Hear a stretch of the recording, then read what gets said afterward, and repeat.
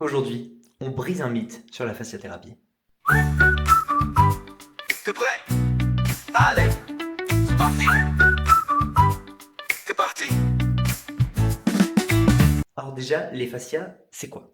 Les fascias, c'est une membrane qui englobe toute la structure du corps. Ça englobe les muscles, ça englobe les organes, ça englobe les fibres musculaires, absolument tout. Si on enlevait tout le reste du corps, si on enlevait les os, si on enlevait les muscles, bah, on aurait quand même toute la forme du corps, puisque ça relie absolument tout dans le corps. Donc, on vient de le dire, les fascias relient toutes les parties du corps entre elles.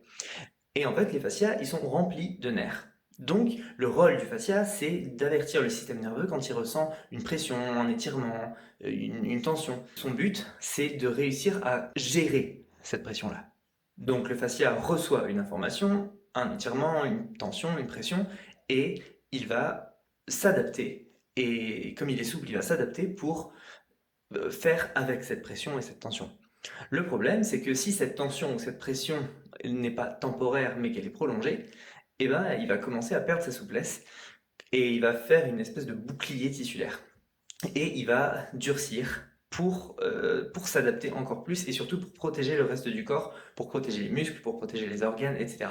Et c'est là où on va commencer, nous, à se raidir, en se disant «Ah, je suis vraiment hyper tendu parce que je vis des trucs pas très sympas». Et en fait, ce sont nos fascias qui ont du mal à gérer ça.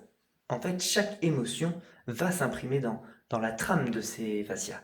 Et c'est là où ça devient hyper intéressant. Et en fonction de l'endroit, bah, il y a des fascias qui sont un petit peu plus difficiles, qui vont être un petit peu plus difficiles en tout cas à déverrouiller. On peut dire que les fascias, c'est un peu les registres du corps. Chaque choc, chaque peur, chaque émotion vécue va s'imprimer dans cette trame, un peu sous forme de micro-contractions. Quand ces tensions s'accumulent, elles deviennent comme des nœuds d'histoire qui sont inscrits dans la matière. Et les zones figées du fascia sont souvent les lieux où le corps se souvient, avant que l'esprit s'en rende compte évidemment. Alors ok, c'est super, et qu'est-ce qu'on fait avec ça? Eh ben, on va voir un fasciathérapeute ou un myofasciathérapeute. La fasciathérapie, c'est quoi? C'est pas étirer le fascia, mais c'est lui permettre de relâcher la tension qu'il a accumulée et qu'il garde en mémoire. Donc en fait, c'est dire au fascia, à tous les fascias, ok, il s'est passé quelque chose, mais maintenant on peut l'oublier, on peut lâcher ça. Et à partir du moment où le fascia se relâche, ce tissu conjonctif qui est rempli d'eau va s'assouplir. Et donc l'eau va repasser, et donc les mémoires vont s'évacuer, et les tensions vont s'évacuer aussi. Et c'est une technique qui marche hyper bien pour tout ce qui est douleur, qui sont là soit depuis quelques jours, soit depuis quelques années. Et ça marche vraiment super bien. Et ça fonctionne pas que en présentiel, on peut faire ça aussi à distance. Alors c'est un jeu de plusieurs appels sur une demi-heure, trois quarts d'heure, mais c'est vraiment quelque chose qui fonctionne bien.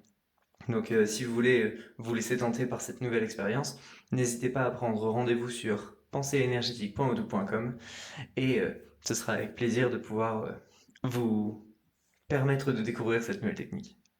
Bonne journée!